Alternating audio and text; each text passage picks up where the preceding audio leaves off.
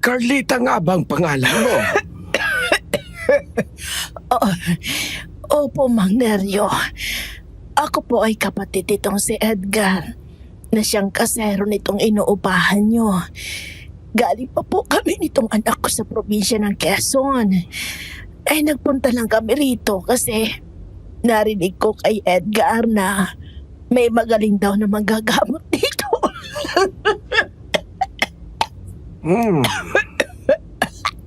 Mukhang malala na nga yung baga mo, Carlita. Yun nga po.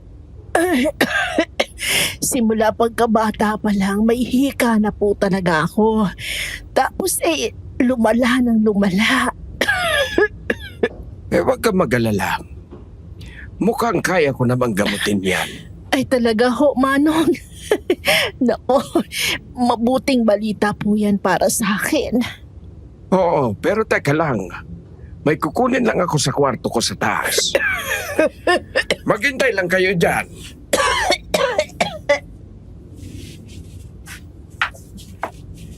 Rolly, ang bangis ng mga figurine sa divider Purong ginto. Siguradong mahal yan kapag binenta. Huy, Kuya Alan, hindi ko gusto yung ngiti mo ha. Anong pinabalak mo? Naisip ko lang kasi, malamang marami pang ganyan dito sa unit na to. Makakuha man lang tayo kahit isa o dalawa. Tsak, tiba-tiba tayo. Lolooban mo tong bahay ng albularyo? Bihira ka naman kuya. Matanda na yan. Hindi mo man lang palalagpasin. Sayang Pera na rin yan. Ilang buwang alak at yosi na yan. May panggala pa kami ng shota ko nun sa Quezon. Sira ulo. Seryoso ka ba talaga dyan? Siyempre naman insan. Pero, ikaw ang bahala kung sasama ka o hindi. Di naman kita pipilitin Basta ba, huwag ka lang mag-iingay para di makarating sa tatay mo mga kalokohan mo. Ang sama mo talaga. Pag-iisipan ko muna kuya. Mahirap sa akin Siyempre, tenant namin yun si Manong. Lagot ako kay tatay pag nagkataon. Kita mo na? Interesado ka rin naman pala Ano bang pinagbubulungan yung dalawa dyan? Wala ho, Nay. Konting usapang magpinsan lang po. Ay, umayos ka, Alan. Alam ko yung ngisi mong yan. Huwag naman kayong ganyan, Nay. Wala naman akong masamang ginagawa Sinamahan ko na nga kayo rito sa Sorsogon Halika na Carlita, magsimula na tayo. Hihilutin ko ang likod mo. Ay, sige po, Manong. Dito ka na sa may sofa pumesto. May kumalabog. Nako, pagpasensyaan mo na iho. Alagang aso ko lamang yon. Nasa kwarto ko siya sa taas.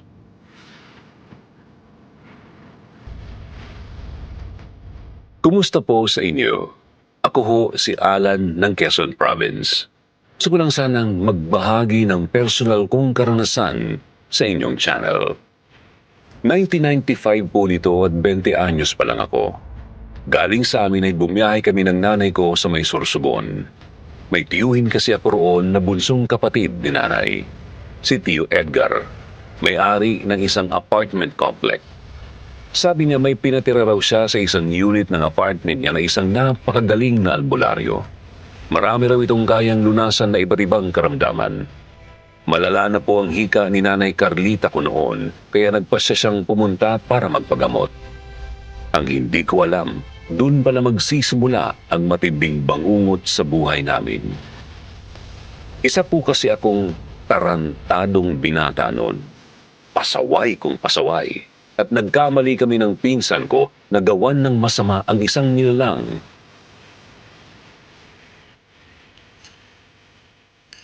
Pasado alas 7 na Wala pang tatay mo, Rolly. May mga ganitong pagkakataon po talaga siya, Carlita. Minsan natatagalan siya sa pag-aasikaso ng mga bibilhing ani sa kabilang probinsya. Tapos, saktong walang telepono kung saan man siya ngayon. Kaya di siya makakatawag. Kung ganun ay bukas pa siya uuwi? Depende po. Pwedeng mamaya mga alas 10. Pwede ring madaling araw o bukas ng umaga na po talaga. Tayo po ba, Nay? Uwi na bukas? Hindi muna. Titingnan pa raw ako ng 2 beses ni Mang Neryo eh. Bukas at sa makalawa. Ibig sabihin, magkakauwi tayo sa susunod na 3 araw pa. Naniniwala ba talaga kayo sa albularyong yun? Aba, bakit hindi? Kita mo naman, gumaan na agad ang pakiramdam ko. Hindi na nga ako inuubo ngayon, no? Sabi pa nga niya, mas gaganda pa raw ang pakiramdam ko bukas. Nako, kung ako sa inyo, huwag kayong masyadong umasa ron, Nay. Ewan ko, pero medyo masama ang kutob ko sa matandang yun eh. May kalakalabog pa sa kwarto niya. Anong masamang kutob bang sinasabi mo? Mabait naman si Mang Neryo eh. 100 nga lang siningil sa akin. Tsaka sinabi naman niya, diba, aso niya yung kumalabog. Ikaw kung ano-anong iniisip mo eh. Ay, nako, Nay. Ayoko na lang makipagtalo. Basta, hindi pa rin ako bilib sa albularyo ko noon na yun.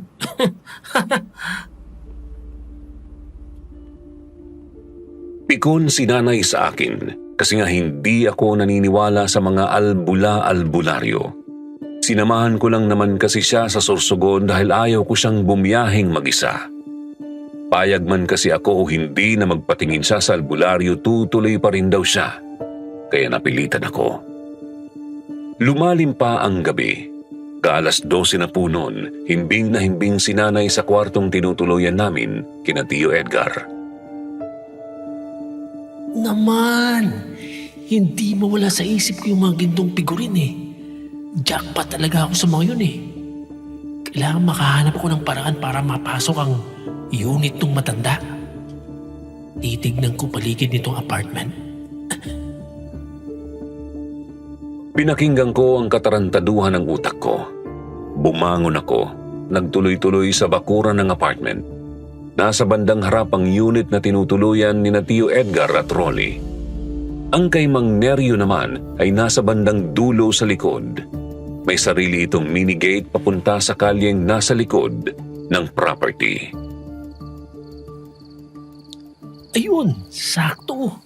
May bintana. Kasya ako dyan pag nagkataon. Kailangan ko lang pumatong sa may akasya. Katapos, abot ko na yun. Hoy, Inyata naman, Rolly, nang gugulat ka naman eh. ano ba kasing tinitingnan mo dyan? Sinisilipan mo si Mang Neryo? Ikaw ha? Di ka naman nagsabi. Matatandang lalaki palang kursunada mo. Si Raulo, hindi ganun yun, oh. Oy, seryoso kuya. Sigurado ka ba talagang lolooban mo yan? Oo, sigurado ako. Sigurado kasi akong purong ginto yung mga figurin eh. Sa tansya ko, kahit isa lang noon, hindi bababa ng 10,000. Eh ikaw ba? Hindi ka talaga sasama. Hindi pa ako tapos mag-isip kuya. Mahirap nga naman kasing gumawa ako ng kalokohan sa mga tenant namin eh. Baka mapatay ako ni tatay. Naiintindihan ko naman yung inaalala mo. Hindi rin naman kita pipilitin pero yun nga, pera na rin yun. Pambisyo mo na rin. Tsaka, hindi naman malalaman ni tatay mo kung walang magsasabi eh. At kung hindi tayo mahuhuli. May punto ka naman. Pero siguro kuya, bigyan mo ako ng hanggang bukas ng hapon. Malamang, nakapagpasya na ako niyan. Teka, ano yun? Pusa? Natigilan ako nang may makitang pusa. Kulay dark gray po yun na may konting itim-itim sa likod. Nakapatong siya sa mismong simentong bakod at nakatitig sa amin ang dilaw niyang mga mata. Hindi ko alam nun pero bigla na lang nanayo ang balahibo ko nang makatitigan ko yung pusa. Sandali nga rin akong napahinto sa paghinga at lumakas ng bahagya ang tibok. Puso ko. Yang pusang yan na naman? Kilala mo ang pusang yan, Insan? Hindi ko alam kung kanino yan. Pero, madalas ko siyang makita dito sa barangay namin. Lalo na dyan sa kabilang kalye sa may likod. Eh ano bang problema mo? Ba't bigla kang namutla? Ha? Hindi ko alam. Bigla na lang kasing sumama ang pakiramdam ko eh. pasok na siguro tayo? Sige. Nilalamig din ako rito eh. Pinilit kong huwag ipahalata sa pinsan ko na kinakabahan na rin ako ron sa pusa. Lumakad kami papunta sa may harap ng apartment para sana pumasok na. Lumingon ako sa pusa. Nakatitig pa rin siya sa amin. Lumakad ako ng isang hakbang. Lumingon ako ulit at nagulantang ako nang hindi ko na siya makita.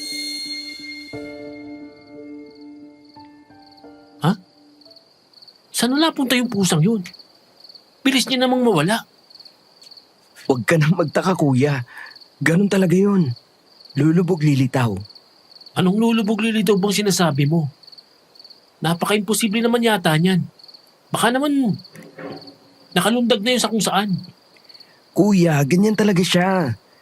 Kahit sa mga lugar na wala siyang malundagan, umatakbuhan ng mabilisan. Bigla-bigla na lang siya nawawala.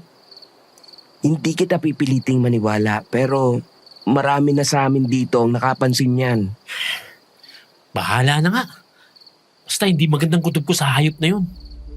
Tara, pasok na tayo. Pumasok kami ni Rolly sa kanilang unit. Dumiretso naman ako sa tinutuluyan naming silid ni nanay.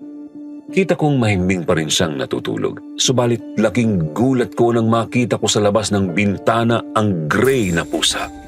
Nakapatong siya mismo sa hamba ng bintana sa labas ng mga salamin. Bukas ang jalousie ng bintanang yon para makahinga naman ng maayos si nanay. Kaya naman kitang-kita ko ulit ang dilaw na mga mata nung pusa. Ano ba kasing kailangan mong pusa ka? Umalis ka dyan! Alis! Chew! Chew! Pumunta sa bubong ah. Bahala na. Isasara ko na lang tong bintana.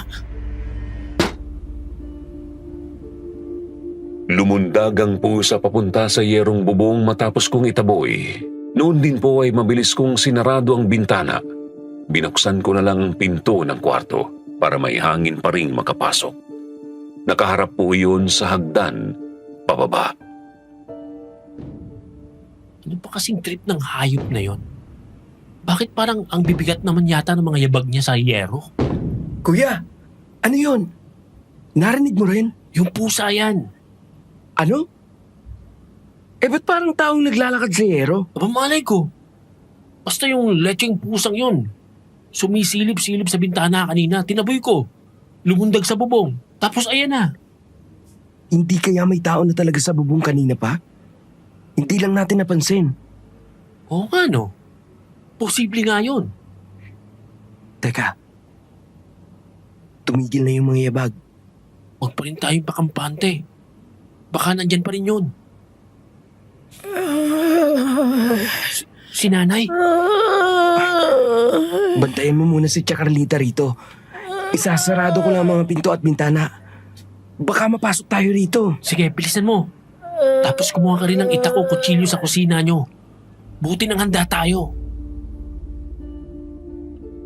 Mabilis na kumilos si Rolly. Dinig kong sinarado nga niya ang mga pinto at bintana.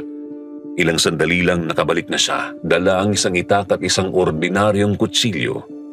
Kinuha ko yung kutsilyo. Ilang minuto na tayo nakikiramdam kuya at tahimik na talaga sa bubong. Pero, kinukutuban pa rin talaga ako eh. Ipagpatuloy lang natin ang pagbabantay ng mga isang oras. Ganun na nga lang. Mamaya naghihintay lang pala yan na makatulog na tayo. Oo nga no. Sige ganito. Patayin natin lahat ng ilaw sa buong unit nyo. Para isipin niyang matutulog na tayo. Ayos lang ba yan si Tia?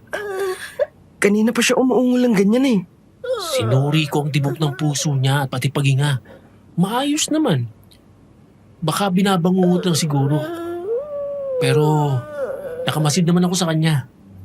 Sugod natin siya sa ospital kapag biglang alanganin na.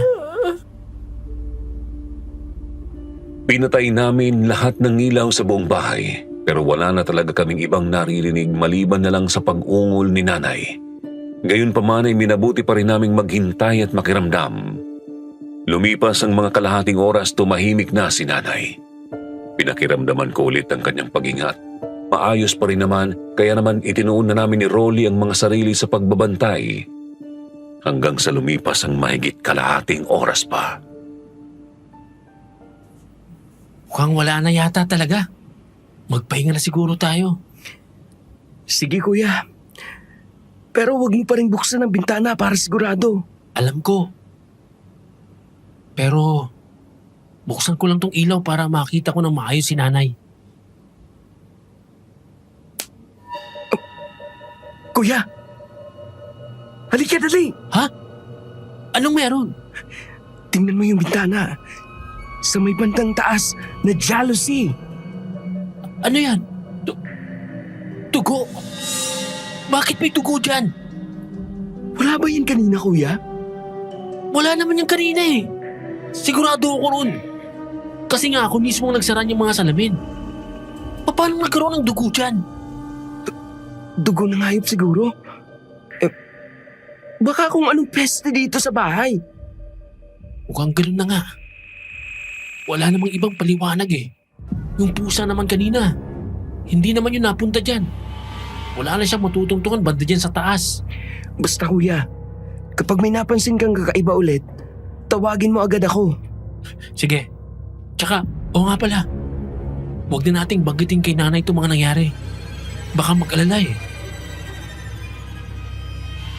Lumabas na si Rolly para pumunta sa sarili niyang kwarto. Pinahid ko naman yung dugo sa jealousy. Sinubukan kong sumilip sa saradong mga salamin at muli akong natigilan nang mapansin ko na naman ang pusa. Nakapatong sa sementadong bakod. Yun nga lang, sa labo ng mga jealousy ay hindi ko maaninag kung saan siya nakatingin. Basta napansin ko na lang na lumundag siya sa kung saan at nawala na sa paningin ko. Nakakagago na yung pusang yun ha. Kapag talagang nahuli ko yun, kakatayin ko ang hayop na yun. Matulog na nga. Puwisit na gabi to. Ako yung nagbabalak man loob. Pero kami yung nagaganito. Sa pagod ko ay agad naman akong nakatulog noon. Subalit kinabukasan sa almusal nang taka ako nang mapansing masigla na si nanay. Kita kong nasa hapag na rin pala si Tio Edgar. Mana po, Tio. Kailan lang po kayo nakauwi? Kani-kanina lang. Di pa nga ako nakapagpihis eh. Sige na, maupo ka na at na makapag-almusal. Opo, Tio. Sakto. Mainit pa yung pandesal ah. Sige, kain ka lang. Oo nga pala, kumusta pa ang punta mo kahapon kay Mang Neryo, ate? Pasensya na talaga ha, hindi na kita nasamahan. Nakataong kasing may inaasikaso ko sa Albay eh. Nako, ayos lang, Edgar. Ayaw ko namang maging abala sa'yo. Natingna't nagamot naman ako ni Mang Neryo. Ano raw bang sabi niya? Ayun nga, medyo malala na raw talaga ang baga ko. Marami nang namumuong likido sa loob. Kaya di na makadaloy ng maayos ang hangin. May infeksyon na rin daw. Sumakto naman sa mga sinabi ng doktor. Pero, oy, tama ka nga. Napakahusay niyang albularyo. Hinilot niya lang ako gamit ng langis niya. May pinainom din siyang halamang gamot. Pagkatapos noon, gumaan na ang pakiramdam ko. Ngayon naman pagkagising ay napakasigla ng pakiramdam ko. Pero tiya, maghinay-hinay pa rin kayo.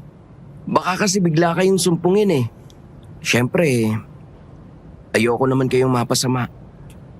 Pero alam niyo na po, nag-aalala lang. Huwag ka mag-alala, Rolly. Naiintindihan naman kita. Pero maniwala kayo, ang sigla-sigla ng pakiramdam ko ngayon. Pakiramdam ko nga bumata ako ulit. Sabi sa iyo ate, magaling yan si Mang Neryo. Marami na rin siyang napagaling dito sa Miami. Kahit itong si Rolly, nagamot na rin niya nung napilayan niyan eh. Tio Edgar, saan nyo nga po nakilala yung matanda? Doon sa palengke. Siguro mga 6 o 5 buwan na rin.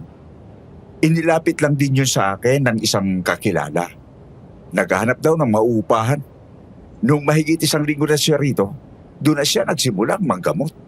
Yung panggagamot lang po ba talaga ang hanap buhay niya? Ah, hindi naman. Sumasama-sama rin siya minsan sa pangingisda. Madalas din siyang umaalis kapag gabi na. Tapos madaling araw na umuwi. Sabi niya, may pinupuntahan lang daw siyang mapagkakakitaan. Butit wala namang ginagawang masama sa inyo, Tiyo. Pero kay nahinala yung lakad niya kapag gabi Ewan ko pero masama ang hinala ko sa isang yun Kinukutuban ako kahapon habang nandun kami sa unit niya. Alam mo, ikaw bata ka, hindi ka dapat nagsasalita ng ganyan sa ibang tao. Ni hindi mo pa nga kilala ng lubusan si Mang Neryo Yun na nga po mismo Ilang buwan pa lang yan dito. Mamaya kung anong tinatago pala niyan. Baka hindi pala ligtas yung pinapainom niya sa inyo. Sila ang taga rito.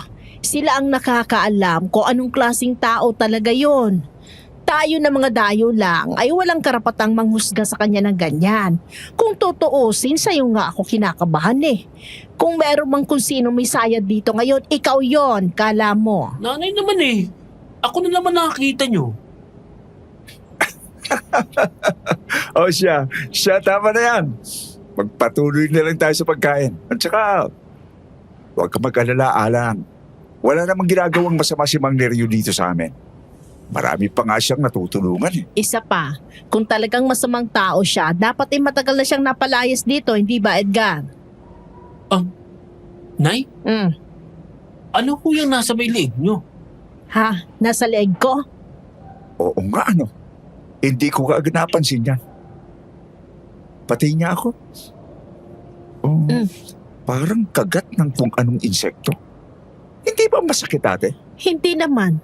Hindi rin makate. Ah, Di ko nga yan mapapansin kung di nyo sinabi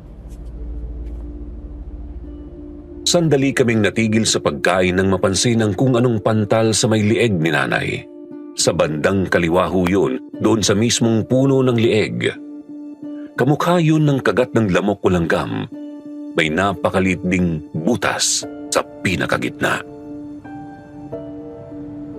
lagyan mo pa rin siguro ng gamot yan. Kahit hindi masakit. Baka kasi ma-infection yan, ate. May gamot na pamahid naman kami para sa mga ganyang kagat. O sige, pero mamaya na pagkatapos natin kumain. Pagkatapos kumain ay agad ngang nilapatan ng pamahid ni Rolly si nanay. Agad na ring nagpahinga si Tio Edgar. Ako naman ay palihim na minamatyagan si nanay buong araw. Hanggang sa bumalik kami sa unit ni Mang Neryo. Mga 4:00 po iyon ng hapon. Ako lang at si nanay dahil sumama si Rolly sa kanyang tatay. May inaasikaso sila sa pwesto nila sa palengke. Kumusta na bang pakiramdam mo, Carlita? Nako, napakagaan na po, Mang Neryo. Masiglang-masigla na ako at napakabanayad na rin ang paghinga. Tama pa lang sabi ni Edgar. Napakahusay niyong albularyo, Manong. Hindi naman. Ginagawa ko lang ang trabaho ko. Kagabi ba? Anong naramdaman mo? Naramdaman? Wala naman po. Maayos at mahimbing naman ang tulog ko. Bakit niyo po naitanong? Wala naman. Gabi kasi ako nagdarasal para sa mga ginagamot ko. At dahil maayos ang tulog mo, ibig sabihin ay may talabang pananalangin ko. O siya, pumwesto ka na dyan sa sofa. Hihilutin ko na ulit yung likod mo. Ay, Diyos ko! Ayan na naman yung kalabog. Huminahon ka, Carlita. Ay. Ang alaga ko lang yan. Pagkalaki-laking aso siguro niyan, Manong. Ang lakas ng kalabog Oo nga. Malaki. At medyo magalaw. Habang naroroon kami sa unit ng albularyo ay hindi mapirmi ang mata ko. Simple lang ang mga muebles na naroroon. Basic lang na sofa, coffee table at divider na meron sa lahat ng unit ng apartment ni na Tio Edgar. Napadapo ang tingin ko sa divider. Nakatayo iyon sa gitna ng sala at kusina. May nakalagay doon na mga garapon ng mga halamang gamot at kung anong mga langis. Nasa bandang gitna naman ang 5 mga gintong figurin ng mga anghel. Bawat isa ay nasa isang dangkal ang tangkad. Magkakaiba rin sila ng porma. Tumuloy ang mga mata ko sa hagdan papunta sa 2nd floor at nang kalabitin ako ni nanay ay naputol ang pagmamasid ko. Alan, ano bang tinitingnan mo dyan? Ha? Wala ko, Nay. Aalis na po ba tayo? Tapos na kayo? Oo, bukas naman ako babalik para sa panghuling dalaw ko rito. Pagkatapos nun ay bubuti na raw ng tuluyan ng pakiramdam ko. Mabuti naman ho kung ganun. Pagkatayo ko mula sa sofa ay iniligid ko pa ang mga paningin sa huling pagkakataon. Nagtama ang mga mata namin ng matanda. Nginitian niya ako. Kinilabutan ako. Ramdam kong pamilyar sa akin ang kanyang mga mata. Di ko nga lang matukoy kung saan ko nakita ang mga iyon. 6:30 ng gabi naghahanda ng hapunan si Nanay Carlita at Tio Edgar sa kusina. Kami naman ni Rolly ay nasa harapang bakuran. Kanina ka pa hindi mapakali kuya. Ano pang iniisip mo? Di ko nga rin alam bakit eh. Tinamaan ka nga naman ng lintik. Baka natusta na ang utak mo sa mga bisyo mo, ha? Pareho lang tayong lulong sa mga kemikal, gago. Hindi yun ang ibig kong sabihin. Ganito kasi. O ano? Kakaiba talaga pakiramdam ko kanina dun sa unit ng albularyo eh. Pakiramdam ko may mali. Pero hindi ko matukoy kung ano mismo. Idagdag mo pang andun pa rin yung pagkalabo. Labo mo naman. Linawin mo nga. Hindi ko nga maipaliwanag ng malinaw kasi nga malabo rin sa akin. Baka naman pangangati lang yan dahil sa mga gintong figurin. Siyempre, interesado pa rin ako sa mga yun pero hindi lang yun ang nararamdaman ko ron eh. May iba pa. Pakiramdam ko, gusto kong halugugin bahay niya. Alam mo kuya, sa totoo lang, nahihiwagaan din talaga ako kay Mang Neryo. May kutob ako sa kanya na di ko masabi kung ano talaga.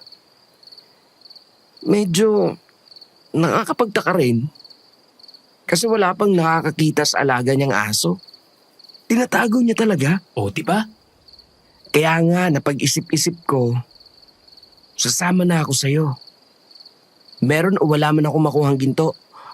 Parang gusto kong alamin kung ano ba talaga ang lihim ng albularyo. Kung ganun, tsempuan natin. Ngayong gabi. Sabi ng tatay mo, madalas siyang umalis kapag gabi, di ba? Oo, mga pasado 11:00. Ganito gawin natin. Mag-abang tayo dun sa may kalye sa likod ng property. Siguradong makikita natin si Mang Neryo kapag lumabas siya sa unit niya. Kapag nagkataong umalis nga siya, tsaka tayo papasok. Sige, dadalhin ko yung duplicate ng mga susi. Pagkatapos ng hapunan ay pasimple ng kinuha ni Rolly ang duplicate na mga susi para sa buong apartment complex. Agad na rin kaming nagpaalam kina nanay na aalis. Saan ba kasi kayo pupunta? Gabi na Gagala lang po ng konti, Nay. Ilang araw na lang, uwi na tayo eh. Ano lang ba yung makapasyal ako ng konti rito kina Rolly, di ba? Ayos lang namang mamasyal. Kaso nga ba't kailangan gabi? Pwede naman bukas na lang ng umaga. Sasama po kasi ako ulit kay tatay bukas, tiya. Tsaka, wag po kayo mag-alala. Hindi naman kami lalayo. Diyan lang kami sa kaibigan ko sa kabilang barangay. Oh, siya sige. Bahala kayo. Total ay malalaki na kayo. Inagahan po namin ang pag-alis para hindi kami paghinalaan. Ang ginawa namin ay naglakad-lakad na lang muna kami ni Rolly. Tumambay sandali sa bahay ng isa niyang kaibigan tapos pumunta sa likod ng apartment noong mag-aalas 11 na. May dala kaming tigisang bote ng beer at isang supot ng chicharong baboy. Sakto. Mukhang nasa loob pa nga si Mang Neryo. May naaaninag pa akong gumagalaw sa likod ng kurtina. Dito lang tayo, kuya, para hindi niya tayo mapansin agad. Kung makita man niya tayo, iisipin lang niyang nagiinuman tayo rito. Hindi ba kahinahinala na nandito tayo sa medyo tagong bahagi ng kalye? Hindi naman. Madalas naman kami mag-inuman dito ng mga kaibigan ko eh. Huwag lang nating titigan masyado ang unit ng matanda. Eh, ba't mo ba dinala yung maliit na kutsilyo namin? Baka sakali lang kailanganin eh. Pero syempre, magdasal kang hindi natin ito magamit. Gumulong pa ang mga minuto. Pasimple lang kaming nagiinuman pa konti-konti ng pinsan ko sa kalyeng nasa likod ng apartment. May bahay po kasi roon na matagal nang walang nakatira. Doon kami pumwesto sa may gilid ng bakuran noon. Mula roon ay tanaw lang ang mini gate ng unit ni Mang Nerio.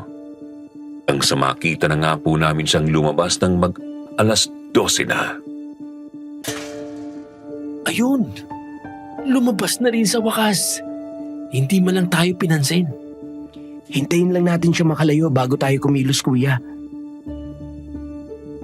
Tuloy-tuloy na lumakad ang matanda papunta sa bungad ng kalyeng kinaroroonan namin. Tapos lumiko sa may kanto.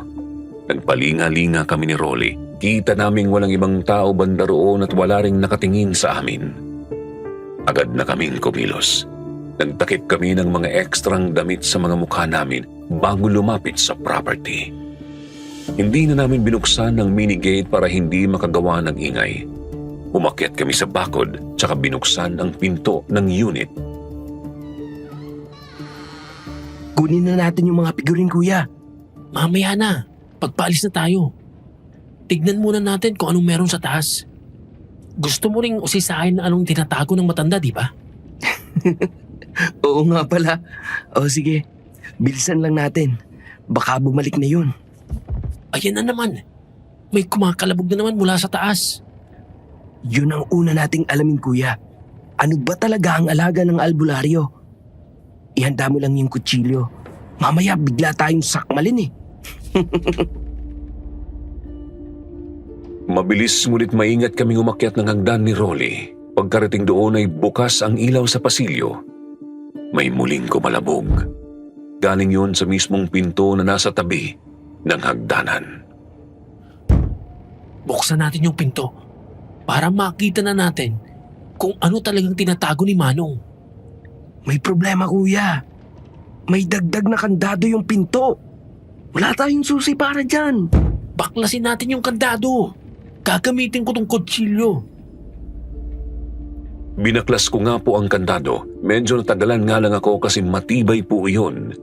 Pero naalis ko naman yung mga screw. Pagkatapos ay si Rolly naman ang kumilos para susian. Ayan. Nasusian ko na. Handa ka na, kuya? Buksan ko na ba tong pinto? Sige na, bilisan mo na. Kupad mo eh. Mamaya, bumalik na yung matanda eh. Init talaga ng ulo nito eh. Oh, ito na, boss! Binuksan ni Rolly ang pinto at pumasok kami sa loob. Nagtaka kami kasi wala namang aso o anumang hayop doon. Wala ring pwedeng pagmulan ng kalabog. Pangkaraniwang kwarto lang na may aparador, kama, side table at isang upuan. Dagdag na lang siguro yung cabinet na pinaglalagyan ng mga bote ng langis at mga halamang gamot. Wala namang kakaiba rito eh. Ni wala nga tayong mananakaw dito, kuya. Walang mga ginto o kahit pilak na gamit man lang. Yun nga eh. Balik na lang siguro tayo sa baba. Tapos, kunin na natin yung mga figurin. Teka sandali. Silipin muna natin tong aparador. Baka may makuha tayo rito. Kung may itinatago siya, malamang andyan lang yun. Kung sa bagay, kapag wala, silipin natin yung ilalim ng kama. Kapag wala pa rin, labas na tayo. Sige. Anong klaseng halimaw yan? Kuya! Tulong! Tulong! Nagulantang ako sa pagkabukas ni Rolly sa pinto ng aparador. Bigla na lang kasing bumulaga sa amin ang isang karimari-marim na nilalang. Hindi ko masabi kung tao ba yun o ano, basta mukha siyang tao. Pero walang kahit anong damit. Kulukulubot ang balat sa buong katawan, mahaba ang buhok, Matatalim ang mga ngipin at kuko. Tapos puro itim ang mga mata. Mula sa loob ng aparador ay bigla na lang niyang nilundagan si Rolly na patihaya sa sahig ang pinsan ko. Pinatungan siya ng halimaw at aknong sasakmalin. Wag! Wag! Bitiwan mong pinsan ko! Demonyo! Hetong sa'yo! Heto pa! Nasaksak ko ang halimaw, tinamaan ko siya sa tagiliran. Pagkatapos ay pinagsisipa ko siya hanggang sa napaalis na siya sa pagkakapatong kay Rolly. Rolly! Ayos ka lang! Bilisan mo! Alis na tayo rito! Buisit! Nakalmot ako sa braso, kuya! Anong nilalang pa kasi yun? Kuya! Susugod ulit siya! Talagang gusto mong mamatay, ha? Pumanda ka sa akin! Susugod na sana sa amin ang halimaw. Mabilis akong nag-isip. Nilito ko siya, hinablot ko yung upuan sa may side table, tsaka hinampas ko sa kanya. Si Rolly naman ay pinagbabato ang halimaw ng mga boteng nasa cabinet. Nang makatsyempo, lumapit ako sa nilalang at pinagsasaksak ko siya ulit ng paulit-ulit. Pumatay ka na! Demonyo ka! Alimaw! Alimaw! Ilang sandali pa ay napansin ko nang hindi na gumagalaw ang halimaw. Danak ang dugo niya sa sahig. Nagkalat din ang mga gamit sa kwarto, lalo na ang mga basag na bote. Kuya, umalis na tayo rito. Baka maabutan na tayo ng matanda. Sige, tara na! Dali-dali kaming lumabas sa kwarto ng albularyo. Balak namin noon ay doon na dumaan sa bakuran ng apartment complex. Galing sa harap ng unit ni Mang Nerio ay iikot na lang kami papunta kina Rolly. Mahirap na kasi at baka may makakita pa sa duguang mga damit namin. Bilisan natin, kuya. Mabuti, tulog na si tatay ngayon. Makakapagbihis tayo agad. Yun nga eh. Itago lang natin itong mga dugo ang damit natin. Pwesit na halimaw talaga yun. Teka, sandali. Yang pusang yan na naman? Ano ba kasing kailangan yan? Kuya, tingnan mo siya ng maigi. Ha? Ano? Paano? Nanayo ang balahibo namin nang mapansing nag-iiba ang mga mata ng pusa. Mula sa dilaw ay unti-unti itong namula. Pagkatapos ay naging purong itim, katulad sa mga mata ng halimaw na napatay ko. Hindi talaga ordinaryong pusa yan. Tara na, kuya, pumasok na tayo. Nakakaulol na tong gabi na to eh. Tumuloy na kami ni Rolly papasok ng kanilang unit. Agad po kaming nagbihis. Mabilisan din naming nilabhan ang duguan naming mga damit. Pagkatapos nilagay namin yon sa isang lumang maleta. Ang maleta naman ay sinuksok ni Rolly sa ilalim ng kanyang kama. Ay, buti na lang. Hindi nagising si Tatay at Tia Carlita. Oo nga, pero hindi pa rin humihinto yung pusa. Nakakarinig ng boses niya. Anong nilalang kaya talaga yung napatay natin, kuya? Aba malay ko, bakit ako tinatanong mo niyan? Isumbong siguro natin si Mang Nerio. Sabihin natin kay tatay na nag-aalaga ng halimaw o delikado nilalang yung matanda. Yan ang wag na wag mong gagawin, tanga. Kapag nagsumbong ka, mabibisto tayo na pumasok tayo ron. Mabuti nga di tayo naabutan ni Mang Nerio eh. Oo nga pala. Kumusta na ba yung sugat ng kalmot sa braso mo? Nakakainis. Masyadong mapdi. Patingin nga ako. Tiningnan ko ang sugat na natamo ni Rolly mula sa kalmot ng halimaw. Naroroon yun sa kanan niyang braso. Yun daw po kasi ang naipansalag niya nang sugurin siya noon. Kita kong medyo malalim pala ang sugat na yun at medyo mahaba. 4 na guhit ng mga kuko, tapos nasa 5 pulgada ang haba. Hindi man dumurugo pero namamaga ng husto. Bendahan mo siguro yan, Insan. Mamaya, may infection pa yan eh. Wala kaming benta rito sa bahay. Bukas pa ako makakabili sa butika. Kuha ka na lang muna ng panyo at panali. Tapos ako na maglalagay. Tapos mo namang hugasan yan, diba? Oo, tapos na. Nung naglaba tayo. Buti kung ganun. magpahinga na siguro tayo. Nakakaubos ng lakas ng lintik na gabing to eh. Oo nga. Ayos din. At tumahimik na yung weirdong pusa. Wala nang maingay. Matapos kong gamutin ang nanay mo, eto ang igaganti mo sa akin. Ha? Si Mang Neryo? Alam niya na agad ang ginawa natin. Ang bilis naman. Di naman niya tayo nakita. Isinusumpa ko. Igaganti ko ang anak ko. Pagbabayaran ninyo ng mahal ang ginawa ninyo.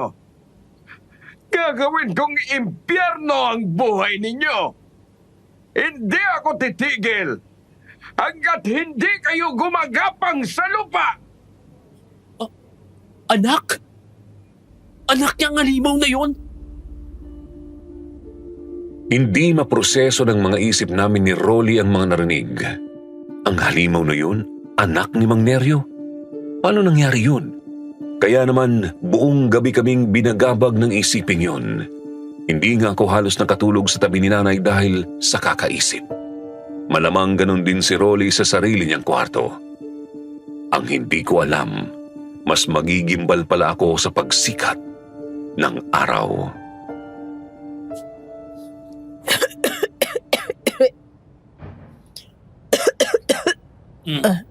Nay, ano bang nangyayari sa inyo? Akala ko ba maayos na ubo nyo? Ate Carlita! Anan! Si Rolly ang anak ko! Patay na! Ano?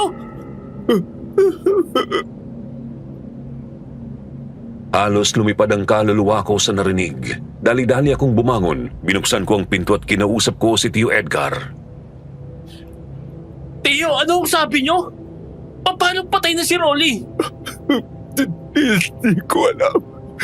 Basta pinasok ko siya sa kwarto niya. Kasi alis kami dapat ngayong umaga. Pero nakita ko na lang siya roon. Nagigitim. May malaking sugat sa braso. Pupuntahan ko si Rolly, Tio. Taranta akong tumakbo papunta sa kwarto ng pinsan ko. Pagkapasok ko roon ay nakita kong totoo nga. Wala na si Rolly. Nakahiga siya sa kama niya, nangingitim ang buong katawan tapos nagnanaknak ang sugat niya sa braso. Saan ba kasi kayo galing kagabi? Ano ba nangyari kay Rolly? Maniwala kayo sa akin, Nay. Alam kong sinungaling ang tingin nyo sa akin, pero Ay, totoo talaga. Galing lang kami sa bahay ng kaibigan ni Rolly. Tumambay kami sa may kalye sa likod. Tapos umuwi na kami. Hindi ko alam kung saan niya nakuha yung sugat niya. yung kakainis na to, ubo na to. Ano bang nangyayari sa akin? Di ba dapat? Magaling ka na ngayon, ate? Ayun ang nga pinagtataka ko. Maayos na pala ako kahapon eh. Babalik na lang siguro ako kay Mang Neryo ngayon. Wala na si Mang Neryo sa tinutuluyan niya. Ano? Wala na? Paano wala na? Hindi ko alam kung saan siya pumunta. Basta kinato ko yung unit niya kanina. Sasabihin ko sana ang mangyari kay Rolly. Kaso, pagkarating ko doon, bukas na yung pinto. Wala na ang mga gamit niya sa loob. Noong araw na yun ay tumulong ako kay Tio Edgar sa pag-asikaso sa burol ni Rolly. Nilalamon na ako ng pagkapraning noon. Ramdam ko kasing nagmamasid lang si Mang Neryo sa malapit, bagamat hindi ko siya nakita. Si nanay naman ay palala ng palala ang ubo. Hirap na talaga siyang huminga. Pagsapit ng ika-4 na araw ng burol ni Rolly, isinugod na nga namin ni Tio Edgar si nanay sa ospital. Gusto ko naman, Nay. Sana umayos na kayo. Sana magtagal pa kayo. Kasalanan ko talaga to eh. Mukhang tinanggal nung matandang yun ang bisa ng panggagamot niya kay nanay. Alan? Tio Edgar, saan na po si nanay? Kumusta na siya? Anong sabi ng mga doktor? Wala na si ate. Iyon naman eh. Huwag nga kayo magbiro ng ganyan. Paano wala na si nanay? Tuluyan ang tumigil ang kanyang paghinga habang sinusuri siya ng mga doktor. Hindi! Hindi po totoo yan! Nay! Nanay Carlita ko! Hindi! Nanay Carlita! Nay! Nay! Naunang mailibing si Rolly. Ilang araw ay sunod naman naming inilibing si nanay. Pagkatapos po noon ay mag-isa akong umuwi ng Quezon Province. Wala pa rin akong pinagsabihan tungkol sa totoong nangyari. Tungkol sa ginawa namin ni Rolly sa anak ni Mang Nerio. Inilihim ko iyon sa loob ng ilang buwan.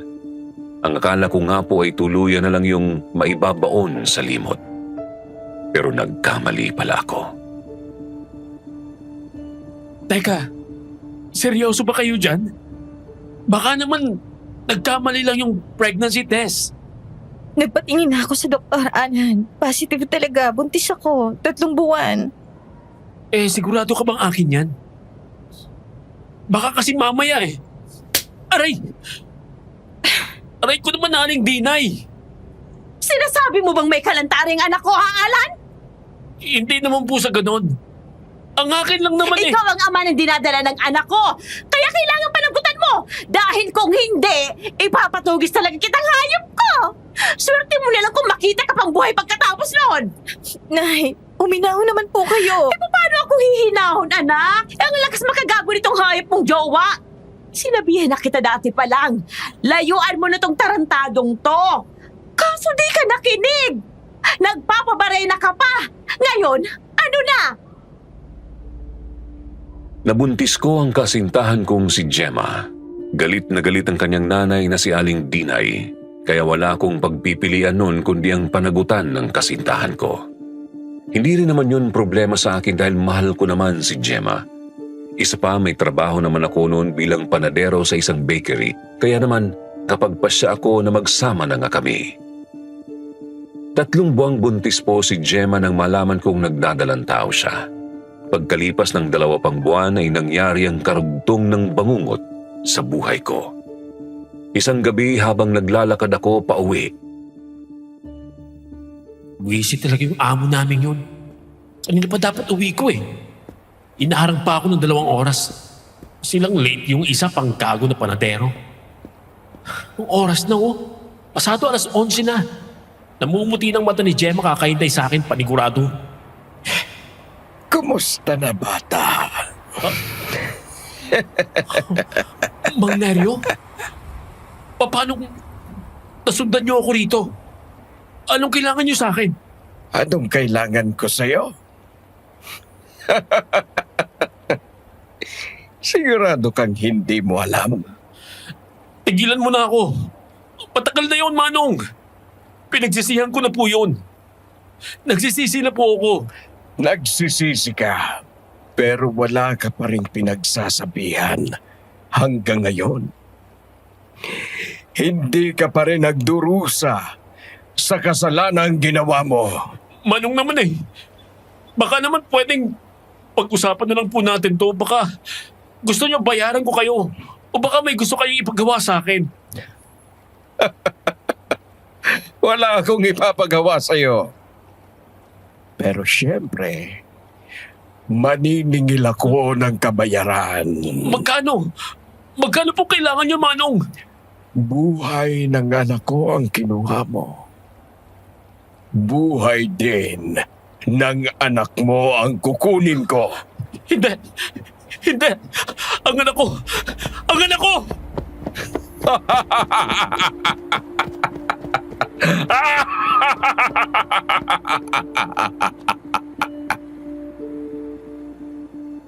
Taranta akong kumaripas ng takbo papunta sa bahay. Yun din mismo ang kinalakihan kong bahay kung saan kami nakatira ni nanay. Pero nung panahong yun ay kami na ni Gemma ang naroroon. Buisit na patandang yun. Tinatakot ako. Hindi pwede to. Hindi niya pwedeng galawin ang mag-ina ko. Oh, Alan, bakit ngayon ka lang? Tsaka ano nangyari sa'yo? Parang kang hinahabol ng maligno. Ha? Wala. May nakasalubong lang akong siraulo doon sa may highway. Tsaka ayun, natagalan ako kasi inarang ako nung amo namin. Hindi ako pinauwi agad. Sino bang nakasalubong mo? Mamaya niyan may atraso ka na naman sa kung sino, ha? Nangako ka na sa akin, Alan. Nangako ka nang magbabago ka na. Oo nga, kaya nga umiwas na ako eh. Ayoko na makipagbasagan pa ng mukha. Baka mamaya sabihin ni baby na walang kwenta akong tatay. O siya, sige na. Kumain ka na ron. Nagprito ako ng bangus kanina. Ha? Pusa? Hindi pa rin yata umaalis sa bakuran, ah. Alam mo, kanina pa yan ngiyaw ng ngiyaw. Kaya ayon, binigyan ko ng isda. Tinanggalan ko na lang ng tinik para hindi siya mapano. Ganun ba? Sige na. Isarado na natin ang bintana at pinto nitong bahay. Malalim ng gabi eh.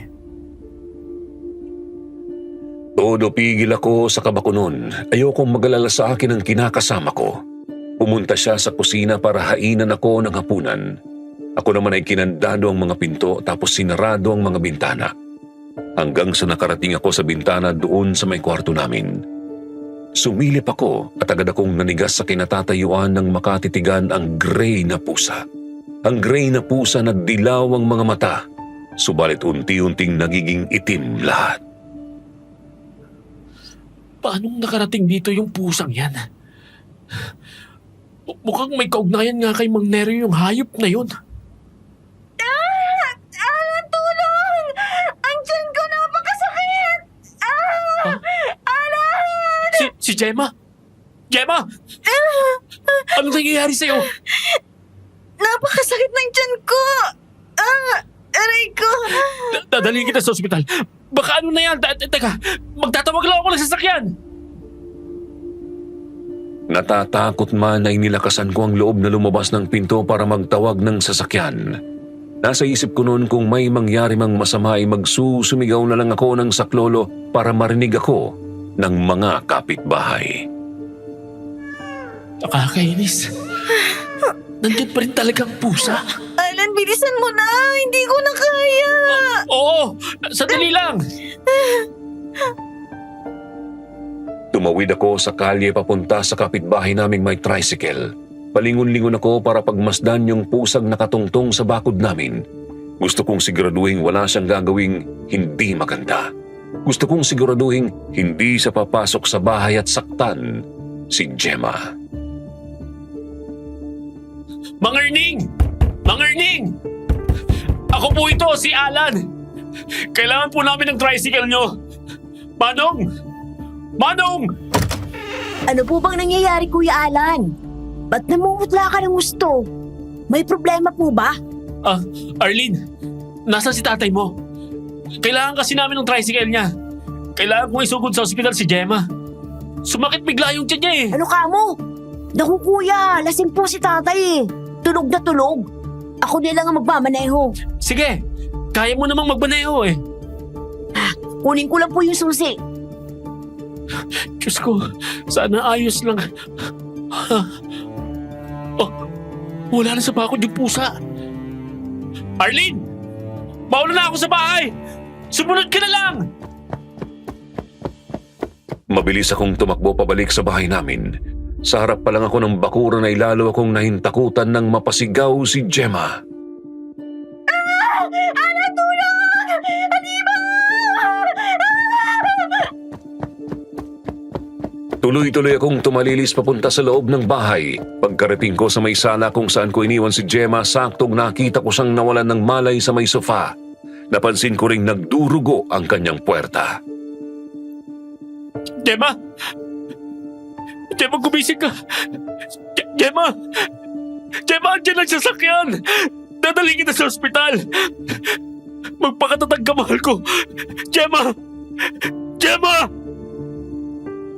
Ilang sandali pa ay sumunod na si Arlene sakay sa kanilang tricycle. Hindi na ako nagsayang ng oras. Mabilis naming isinugo ng kinakasama ko sa ospital. Ayos na po bang jowa niyo, Kuya Alan? Oo. Stable na siya, sabi ng mga doktor. Ligtas rin ang anak namin. Yun nga lang. Hindi nila matukoy kung bakit bigla na lang sinumpong si Gemma. La, paano hindi matukoy? Hindi nila masabi eh. Wala silang makitang mali. Malusog naman daw mag-ina ko. Kaya nakakapagtaka para sa kanila kung bakit nagkaganon. Kakausapin na lang daw nila si Gemma pagkagising. Mamaya kasi, may dinaramdam pala siya. Pero, sana maging maayos lang siya, Kuya. Yun nga rin ang dinadasal ko ngayon eh. Oo nga pala. Etong bayad ko para sa tricycle. Itago mo na lang ang kalahati para may maitabi kang sayo. Yung Nako, kalahati lang bigay mo sa tatay mo ha. salamat po, Kuya. Mauuni na ako. Baka hinahanap na rin ako ni Nanay. Teka, may parating. Heto na. Aray! Ano na namang ginawa mo sa anak ko, ha? Nay Dinay, maniwala ho kayo sa akin, wala akong ginagawang masama. Masyadong biglaan ang lahat. Kahit tanongin niyo pa ang mga doktor o si Gemma pagkagising. Talagang yun ang gagawin ko. Dahil kapag nalaman kong may kagaguhan ka na namang ginawa, talagang gigilitin na kita. Umaga na po nagkamalay si Gemma. Sinuri po siya ulit ng mga doktor pero wala talagang makitang mali sa kanyang kalusugan. Tibok ng puso, pintig ng pulso, paghinga, lahat-lahat na po. Normal, pati tibok ng puso ni baby, normal din. Anak, ano ba kasing nangyari sa'yo? Bakit biglang sumakit ang tiyan mo? Sabihin mo nga, pinapagod ka ba nitong si Alan? Naku, hindi po, Nay. Hindi nga po ako halos kumikilos sa bahay eh. Luto lang ang nagagawa ko tapos konting dinis. Kung ganon, bakit bigla ka nalang sinumpong? Nay, hindi ko alam kung paano ko sasabihin. Hindi ko alam kung maniniwala kayo ni Alan. Pinapakaba mo naman ako eh. Huwag mo namang isipin kung maniniwala ako o hindi. Basta sabihin mo na lang ang totoo. Inaaswang ka, Gemma? Paano mo alam? Anong inaaswang bang pinagsasasabi niyong dalawa? Nung pinuntahan po kasi ni Alan ang may-ari ng tricycle, may sumilip sa bintana. Matandang lalaki po. Kulubot ang balat. Kulubot na hindi po pangkaraniwan. Mukha nga pong kariskisin kung titingnan eh. Tapos itim lahat ang mga mata niya. Nakita ko rin matatalim ang ngipin niya, mahaba rin ang dila. Sigurado ka ba yan sa sinasabi mo, anak? Hindi ko kayo pipiliting maniwala. Pero yun po talagang nakita ko. Oo nga pala, Alan. Ba't alam mong inaaswang ako? Kasi nakita kong may mali sa pusa dun sa bakuran. Ganun din. Umitim lahat yung mga mata niya. Kaya naisip kong baka aswang yung pusa. At yun ang nagpapasakit sa tiyan mo. Ay, o siya sige, ganito na lang. Pagkalabas mo rito sa ospital, dun muna ako sa bahay niyo. Mas gusto ko sana dun ka sa atin eh. Kaso maingay yung katabi nating talyer. Kaya dun na lang ako sa inyo. Wala akong nagawa para tumutol. Hindi ko rin naman kasi masisisi si Nanay Dinay dahil nag-aalala lang siya sa anak niya. Pagkalabas nga po ni Gemma sa ospital ay doon na tumuloy si Nanay Dinay sa bahay namin. Isa lang po ang kwarto namin dito, Nay. Kayo na lang po ni Gemma ron. Ako, dito na lang po ako matutulog sa may sofa. Hindi ba malamig dito sa sopa kapag gabi? Naku, hindi naman po. Kahit nung buhay pa ang nanay ko, paminsan-minsan, dito ako natutulog. Maganda na rin yun para mabantayan kong pinto. Oo nga pala, maglatag tayo ng mga pangontra sa palibot ng bahay. Pangontra, Nay? Mga pangontra sa aswang, syempre. Asin at bawang. Para hindi na yun lumapit dito. Epektibo po ba talaga ang mga yun? Baka naman kasi kwentong bayan lang yun, Nay. Hindi ko rin sigurado. Naniniwala ako sa mga aswang pero wala pa naman kasi akong nakakaharap na gaya nila. Tapos bukas, magpunta rin tayo sa albularyo para humingi ng tulong. Albularyo? Nay, hindi naman totoo yung mga albularyo eh. Marami sa mga yan. Nagkukunwari lang na kaya nilang tumulong. Pero ang totoo, pahamak. Ganyan din ikinamatay ng nanay ko eh. Nagpipigil lang po ako ng kilabot noon pero todo na ang kabog ng dibdib ko. Natatakot akong lumapit ulit sa isang albularyo at baka isa na namang halimaw ang matsyempuhan namin. Alan, kailangan na kasi natin ng tulong. Isa pa, hindi naman lahat ng mga albularyo ay walang silbi. Huwag kang mag-alala. Nakapagtanong na ako sa mga kakilala ko. May inirekomenda na sila sa akin. Dito lang din sa bayan natin. Hindi na rin kailangang lumayo pa tayo. Dahil sa takot kong may salaysay ang totoong nangyari kay Nanay Carlita ay nanahimik na lang ako. Abot-abot ang pagdarasal ko nung gabing yun. Kahit di ko sigurado kung didinggin ba ako ng Panginoon. Masamang tao ako eh. Pinagpasalamat ko na lang na wala namang nanggambala sa amin magdamag. Yun nga lang kinaumagahan ay umalis nga kami papunta sa sinasabing albularyo. Sigurado po ba kayo magiging maayos lang si Gemma sa albularyo niyan, Nay? Anak ko ang gusto kong iligtas, Alan. Siguro naman, hindi ko ipapahamak si Gemma, di ba? Kumalma ka lang, Alan. Huwag kang mag-alala. Magiging maayos din ang lahat. Ay, may sumilip sa pinto nitong bahay, oh. Ay, yan ang hayata si Manang Pita. Yan yung albularya? Agad akong nanlamig ng makatitigan ng matandang babae na sumilip sa pinto ng pakay naming kubo. Nangilabot ako. Pakiramdam ko ay gusto ko nang tumalikod at kumaripas pa uwi. Pero hindi ko naman pwedeng iwan ng mag-ina ko. Lumakad kami papunta sa kubo. Subalit kahit nung nasa harap pa lang kami ng bakuran ay... Hindi ko kayo matutulugan. Ay naku, Manang. Hindi pa nga po namin nasasabi ang sadya namin eh.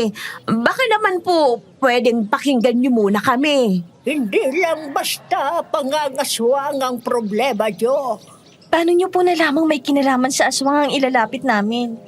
Matindi ang kagustuhan ng aswang na matupad ang kanyang pakay. Hindi niyo siya mapipigilan ng basta. Wala akong may tutulong. Teka po. Ano po bang dapat namin gawin? Wala tayong magagawa. Depende na yon sa lalaking yan. Depende po kay Alan. Bakit naman po? Linawin niyo naman po, Manang. Ayokong mapanong anak ko. Pasensya na talaga. Wala akong maitutulong at ayokong mag-alam. Kapag kasi sinausaw kong sarili ko dyan, maaaring masira ko ang hustisya. Teka po, Manang Pita. Kausapin niyo naman po kami ng maayos, oh. Manang! Manang! Ano ba kasing sinasabi ng albularyong yun? Ang labo naman niya. Alan, alam mo bang sinasabi ni Manang Pita? Hindi. Siyempre naman hindi ko alam. Ano pa kasing alam ko sa mga ganyang aswang, di ba? Tsaka kung alam ko, dapat sinabi ko na kaagad sa bahay pa lang. Di na tayo nagsayang ng oras dito. Magtatanong pa ako sa mga kakilala ko ngayong araw. Baka may mairekomenda pa silang ibang albularyo. Kuha ko ang ibig sabihin ni Manang Pita. Kailangan ko ulit harapin si Mang Neryo. Pagsapit ng hapon ay naglatag ulit kami ng mga pangontra sa bahay. Nagsaboy kami ng asin sa bakuran, tapos nilagyan namin ng bawang ang mga bintana at pinto. Ang kaso... Ay, ngayon pa talaga umulan ng malakas. Hindi maganda to. Malulusaw yung asin sa bakuran. Kalma lang po, Nay. Nakasarado na pong maigi ang lahat ng mga bintana at pinto. Hindi na basta makakapasok yung aswang na yon. Nahasa ko na rin tong itak namin. Diyos ko, tunog ng pusa. Yan kaya yung aswang? Hindi ko alam. Mahirap masabi. Masyadong maingay ang ulan. Ay, may nagtatatakbo sa labas. Mukhang iyan na yata yun, anak. Dito ka lang sa tabi ko. Alan, Sigawan mo. Ipakita mo hindi tayo natatakot. Bahala na to. Lubayan mo na kami! Lubayan mo na ang mag-ina ko! Hindi kami natatakot sa'yo! Alam kong ikaw yan, aswang! Lumayas ka na! Bago ko pa tagpasin yung liig mo! Talaga ba? Talaga bang matapang ka? Papatayin mo ko? Tingnan natin kung hanggang saan yung peking tapang mo. Ano ba kasing kailangan mo? Heto na naman! Sumasakit na naman ang tiyan ko! Oh, Diyos po! Anong gagawin natin? Hindi tayo pwedeng basta na lang lumabas. Nay! Hindi ko na kaya! Napakasakit! Tinutuko ka! Hindi na pwede ito. Bahala na. Kailangan ko nang gawin to. Alan, anong gagawin mo? Lalabas ako. Haharapin ko yung aswang. Nababaliw ka na ba? Pagkalabas ko, Nay, ikandado niyo po agad ang pinto. Lunod na ako sa kilabot noon pero pinilit ko ang sarili ko.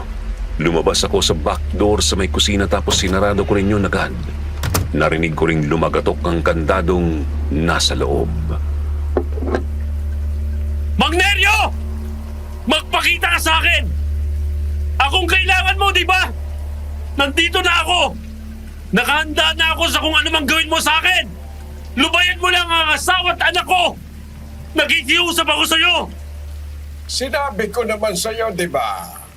Ang kailangan ko, kabayaran. Kabayaran para sa buhay ng anak ko na kinuha mo.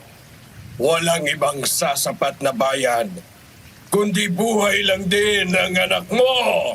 Kung ganon, wala akong magagawa! Kailangan kitang pigilan! Yeah! Pigilan mo ako kung kaya mo. Hangal!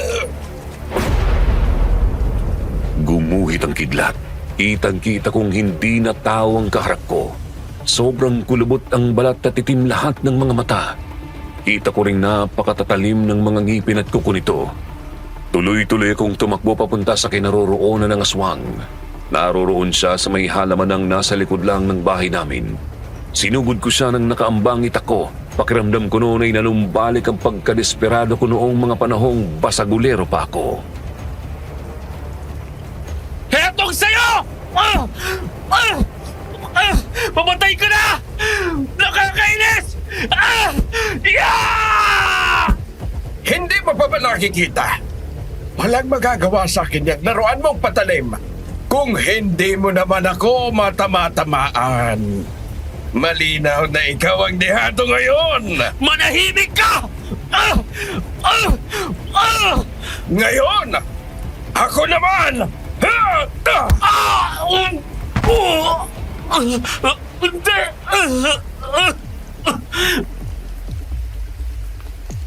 Magkakasunod na pagwasiwas ng itak ang pinakawalan ko pero ni isa ay walang tumama sa kanya. Sa halip ay nagawa niya akong tadyakan sa may sikmura kaya ako napatihaya. Sa kamalas-malasan pa ay nabitiwan ko ang itak ko. Babangon sana ako subalit huli na. Nagawa na niyang maluhuran ng isa niyang tuhod ang bandang dibdib ko. Walang iya ka! Nalimaw ka! Demonyo! Ako walang iya. Halimaw? Demonyo ako?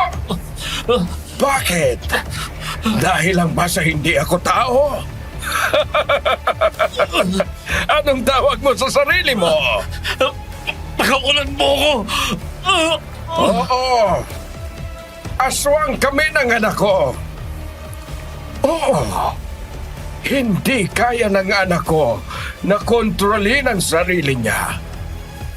Para siyang hayop kung kumilos at mabuhay. Pero ginagawa ko ang lahat para lang wag kaming makapanakit ng tao. Nagsilbi ako bilang albularyo. Dahil yun ang alam kong matuwid na hanap buhay. Yun ang alam kong paraan para makatulong ako sa iba. At ginamit ko ang kaalaman ko para gamutin ang nanay mo. Hinigop ko ang sakit niya. Gusto ko siyang tulungan. Gusto ko siyang tulungan gumaling. Pero anong ginawa mo?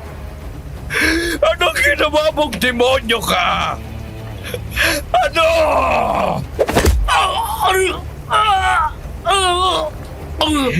Pinatay mo ang anak kong hayop ka! Pinatay mo ang mahal kong anak! Napakawalang iya mong tao ka! Isa kang halimaw! Isa kang demonyo!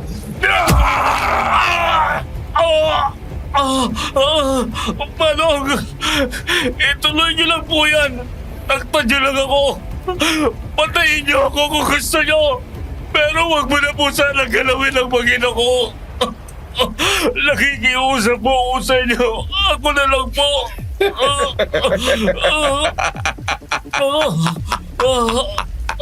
Nakikiusap ka? Sa akin?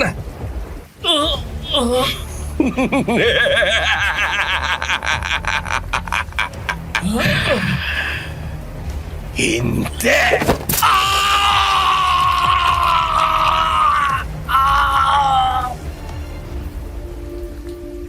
Sinaksak ako ni Mang Neryo ng napakatatalim niyang mga kuko.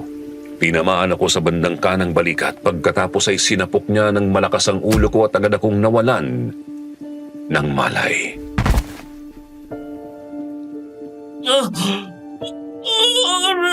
Ay, ang sakit ng katawan ko at ulo ko. Sina Gemma. Ang pinto. Bukas na. Madilim pa rin nang magising ako pero wala na pong ulan. Lumingon ako sa bahay namin at nahintakutan ng mapansing bukas na ang back door. Kaya naman di na ako nagsayang ng oras. Pinilit kong ikilos ang sumasakit kong katawan. Mabagal ang galaw ko pero pinilit kong makausad hanggang sa nakapasok na nga ako sa kusina. Hindi. Dugo. Nasa si Gemma? Si Nanay Dinay. Gemma! Gemma, nasan ka? Nay Dinay! Gemma! Doon. Bukas ang kwarto.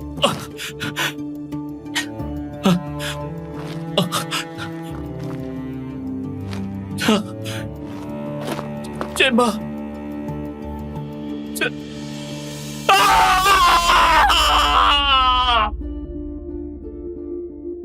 Halos himatayin ako sa nadatnan ko. Si Nanay Dinay, nakatihaya sa sahig, butas ang dibdib at naliligo sa sariling dugo. Si Gemma naman ay nasa kama, nakahiga patagilid. Bukas na ang kanyang tiyan. Walang natira sa anak namin. Maliban sa ulo nito na nasa tabi ng kinakasama ko. Sa dingding naman ng kwarto namin ay may nakasulat gamit ang kanilang dugo.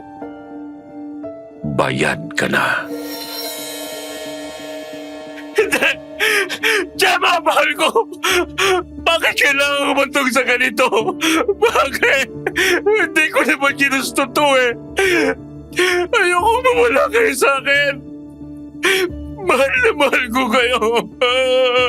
Gemma, anak ko, mahal na mahal ko kayo. Ayun na naman yung pusong yan. Tumigil ka na! Lubayan mo na ako! Bayad na ako, hindi ba? Bayad na ako! Ano pa kailangan mo sa akin? Ano pa? Simula po noon ay tuluyan nang nawalan ng direksyon ng buhay ko. Nagpalaboy-laboy ako kung saan-saan. Mula Quezon ay nakarating ako ng Laguna. Kamaynilaan, sa norte at kung saan-saan pa. Palipat-lipat din ako ng tirahan at trabaho. Nitong kailan lang ay napasok ako bilang pahinante ng truck. Hindi na ako nag-asawa ulit at bumuo ng sarili kong pamilya. Ayoko na. Natatakot akong baka bigla na namang lumutang ulit si Mang Neryo. Yun nga lang ay sawa na ako sa buhay. Hindi kasi talaga ako pinatahimik ng dusa. At ngayong parating na ang ika-30 anibersaryo ng malagim na gabing yun, nakapagpasya na ako. Sa mismong araw na yun, Mayo 29, susunod na ako sa mag-ina ko. Malabo nga lang na magkita kami ulit kasi sigurado namang sa impyerno ang bagsak ko. Gayunpaman, desidido na ako at ang liham kong ito ang magsisilbi kong pangungumpisal sa katarantaduhan ko. Ang aking pamamaalam.